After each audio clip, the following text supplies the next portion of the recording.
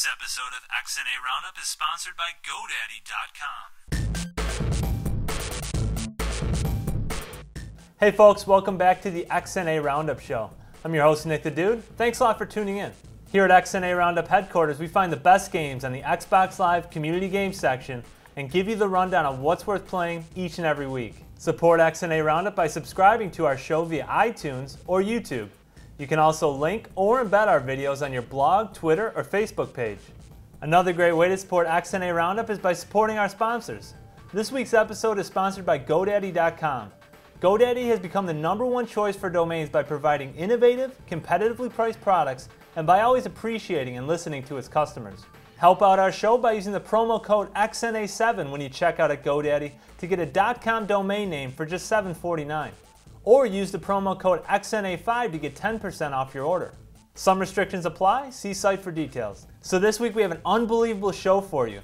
In commemoration of our 21st episode, we're presenting our top 21 community games. That's a whole lot of great games, so let's get right into our list. We'll see you on the other side. Just in under the wire is Solar. Solar puts you in the role of a shining star that can collect and consume other orbiting celestial bodies to grow. You complete specific game tasks to unlock different game modes. Closer to a screen toy than to a game, but very relaxing and a cool new concept. I'm looking forward to a sequel. Carnage combines the old school top-down NES shooter aesthetics with the dual-stick shooter controls of games like Geometry Wars for a campy yet intense experience. The game's hard-to-vanquish bosses will have you chucking your controller around the room. Ultratron is another dual-stick shooter whose stylized graphics and sound harken back to the old Atari game Berserk. Ultratron packs enough boards, bosses, and challenge stages to keep you busy for a long while. Mithra is a great little puzzle adventure game with nice production value and a solid, albeit standard storyline. Use 2 different characters to solve the game's puzzles a la Sam and Max, and get our heroes off a mysterious spaceship. Mithra is pretty short, but it's also a lot of fun and really nice to look at. Hexothermic is a puzzle game that uses atomic particles as its pieces. Add enough electrons to an atom and boom. Your goal is to make all the atoms on a level explode, and the key mechanic is causing chain reactions that cascade throughout the game board. Overall, a really fresh take on the puzzle game genre. Not the prettiest title on the community game section to be sure, but a great Easter egg hunt is a nice physics-based puzzle platformer that has you collecting Easter eggs on each board. Great level design, novel game mechanics, and 60 boards make it a solid value at 200 points. Rabid Gophers keeps it simple. It's a collection of 3 minigames all about hitting successive buttons on your Xbox controller to kill as many gophers as you can in a kind of digital whack-a-mole on speed. Hit the wrong button and you may end up as dinner. Add a shotgun, a sniper rifle, and a few sticks of dynamite and you're in for a really fun time. Battle Havoc is another title from the same developer that brought you Rabid Gophers. It's basically a modernized version of the PC projectile game classic Scorched Earth, very similar to Death Tank on Xbox Live Arcade. Battle Havoc incorporates real-time play and online multiplayer to spice things up. A great game to play against a friend or enemy. Half-Brick Echoes is an action game with some puzzle elements, in which you're tasked with collecting crystals while simultaneously dodging echoes of your past movements that are created every time you collect a crystal. With a multitude of game modes including several 2-player options, Half-Brick Echoes is 200 points well spent.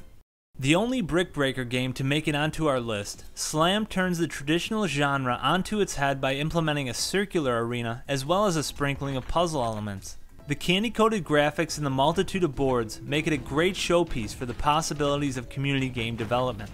From the creator of the arcade hit Dishwasher Dead Samurai comes ZP2K9, a one-of-a-kind dual-stick side-scrolling multiplayer online shooter, complete with bots, zombies, samurai swords, animal-themed power-up costumes, and flamethrowers.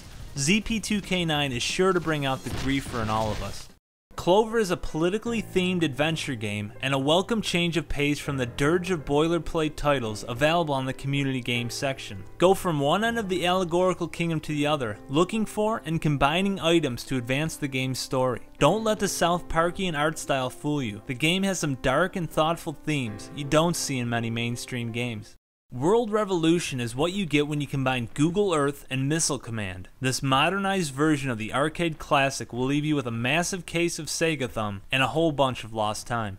Weapon of Choice is an over-the-top shooter that could make Bill Riser and Lance Bean from Contra check their pants. With 7 different characters, all with unique weapons, insane bosses, and multiple endings, Weapon of Choice is the premier shooter on the community games section.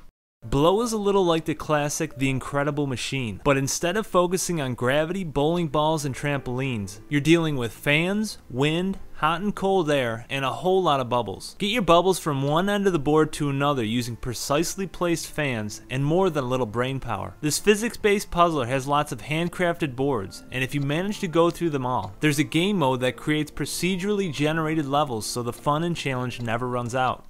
Johnny Platform's Biscuit Romp is the lo-fi puzzle platformer with a funny name that could. Originally designed for the Nintendo DS, Little Johnny has found a home on the community games section. In its best moments, Biscuit Romp recalls the indie hit Braid. There's tons of incredibly designed levels, and an art style that will have you raiding the pantry between boards. Nom nom nom. Zoomaroom is a highly polished and well-designed physics-based platformer that incorporates different power-up items to deepen its play. You can use grappling hooks, jetpacks, spider webs, bombs, and more to make your way through over 60 levels of platforming fun. And if that's not enough, try your hand at designing your own boards with the level editor, or download some from friends online.